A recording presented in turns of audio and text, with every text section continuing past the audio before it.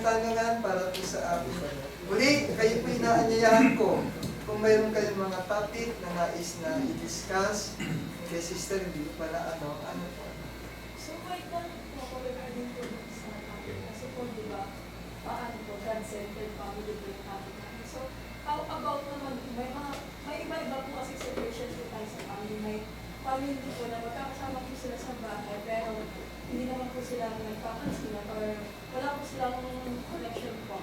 Or meron naman po kayong mga anak na malalayo po sa magulang. So, yung tanong, yung tumatak po kasi dun sa akin na is yung parents mas model godliness. So, paano po magagawa ng magulang na maging model po sila ng godliness despite of those situations po? Sino ang mananampalataya? Ang anak, ang magulang, hindi mananampalataya. Like, paano lang niya po mahihikayat yung family niya na maging God-centered family po? Magandang tanong po yan. Minsan kasi magulang hindi di ba? Simple lang po yan. Kung ikaw, ang magulang mo o mga kapatid mo ay hindi mananampalataya, pero ikaw ay nagsimula na o nagpakita ka na ng iyong pananampalataya sa Panginoon, hindi mo kinakailangan na ulit-ulitin sa magulang mo na, oy, samahan niyo ako, hindi. Sa pamamagitan ng unang-una po, napakalaking bagay, isama niyo sa inyong panalangin. Ang panalangin can move mountain. Panalangin mo sila na sana balang araw, makasama ko ang pamilya ko dito. Nakakaranas din kami ng mga gano'n. Na kung saan, miyembro ng pamilya ko minsan ay hindi nakakasama. Pero paulit-ulit na panalangin. Pangalawa, okay, ipakita mo sa kanila sa pamamagitan ng iyong salita, gawa, kilos, pamumuhay, na ang natutunan mo sa pakikinig ng salita ay iyong isa sa puso, isa sa gawa. Sa paraang yon, maaari kanilang maging ilaw, maging modelo, at maaaring ikaw ang kanilang sundan sa mga susunod. Walang imposible sa Panginoon. Kapag hiniling mo sa panalangin mo at sinabuhay mo, ikaw ang magiging ilaw upang ikaw ay kanilang sundan. Nasa atin po yun Marami po kasi, kaya natin lagi sinasabi, maging ilaw tayo ng sanlibutan. Dahil tayo ang mga nakakakinig ng pananalita. Tayo ang nagsasabuhay. Kaya nga po hindi yung puro salita kailangan sa gawa, makita, upang makaakit tayo. Okay? Lalo na miyembro ng ating pamilya. Salamat sa Panginoon. Napakaganda naman. Kaya swerte po yung mga pamilya na ang magulang ang nagdadala sa kanilang buong angkan sa kanilang pananampalataya. Kung wala na po, next month. Sige po. May lang ako. Parang sa sarili ko. Kung minsan kasi, alanganin ba, malayo dito. Kaya, minsan naghanap din yung lalo kayo. Pumasahan ang gas. Minsan sa Tagaytay kami. Okay. Doon kay brother John Patricio. Tagaytay po. John Patricio, kilala niyo pa yun? Tagaytay. Kasi kung saan po alanganin niya, dahil sa trabaho nila pumunta. Dahil ngayon, nasa Batangas sila. Doon ang mas malapit, kasi malbak sila manggagaling. Kaya, ano ba yun? Pwede bang gano'n? Ang tanong ko po, yung po bang Kasalanan ba yun o? Hindi, ano po yung dinadaluhan nila ng combination? Ganun din po. Tulad po ng practice at Para sila ay mga taga-Mindanao. meron po kasing katuruan na... Kasi kami naghanap talaga ng pagka-alanganin bang kung saan kami nandun, naghanap kami ng panampakilan. Okay. Saan kayo po nakasumpong ng tunay na kaginhawaan sa pagtuturo? Ang tanong po yun. Saan po kayo nakakakuha ng kaginhawaan? Yun ay, ni Kadoy. Kadoy kasi. Kilala niyo ba yung si Roy Borromeo, di ba? Kay brother Woods din yan Doon din na nagkaroon. Siya nagturo kay Gilbert doon kasi gumawa silang bahay. Si Brother Jobert. Pero sa madaling salita, kung ano po yung tinuturo dito at practice, yun din po ang... Oh, ganun din. Parang wala akong problema po doon.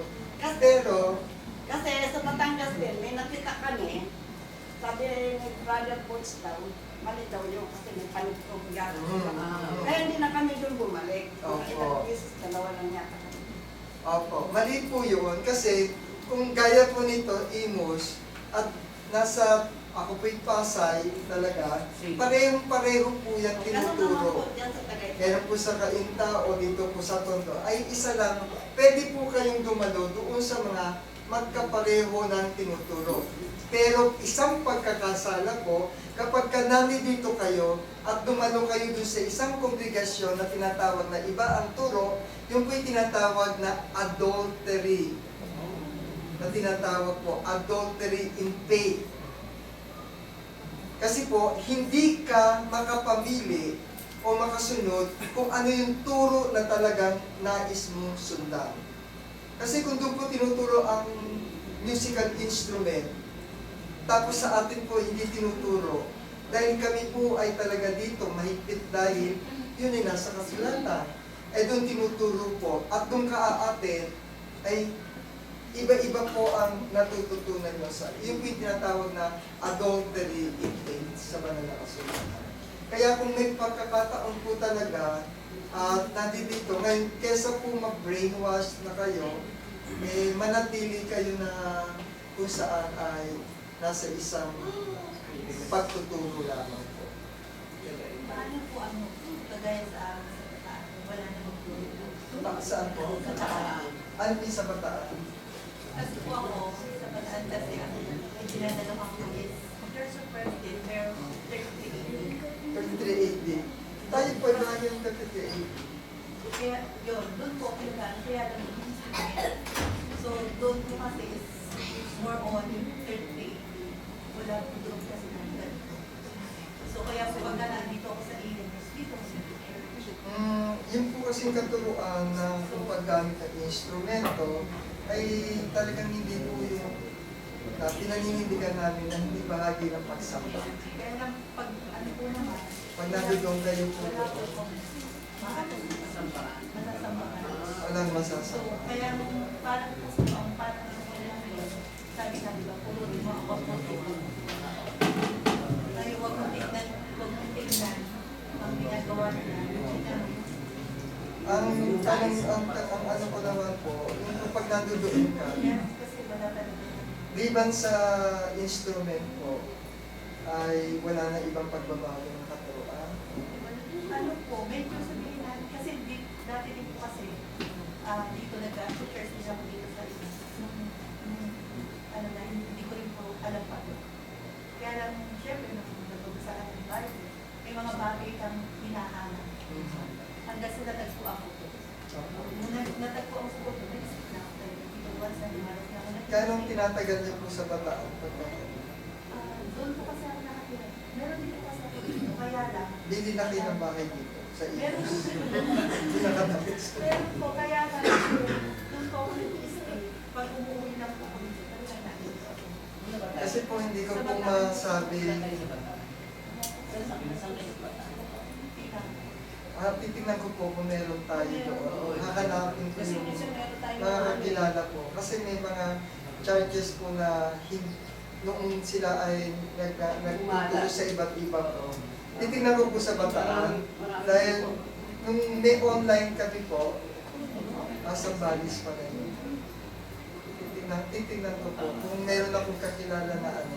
Kasi kung mga makakapag-form po kayo doon ng mga kahit ilang tao lamang, ay pwede na kayong magsimula ng inyong komunikasyon. Kahit ilang kayo doon ay pwede kayo mag-ano. Kasi po, kung magpa-practice kayo doon ng sounds doctrine, tapos dito ay hindi, eh parang pangangalinyanan po. Para kasing sinusunod mo yung kanilang doktrina, tapos dito, lalabag ka sa doktrina na ano po. Yung sa amin pong stand bilang mga tagapagturo. Ano po ka. Pero yung iba kasi, okay lang daw sa kanila, kung anong pakiramdam mo na magkakaroon ka ng isang magandang relasyon sa iyo at ating Panginoon, siguro hindi tawa ang pipigil para dumalo ka sa anumang pagsamba.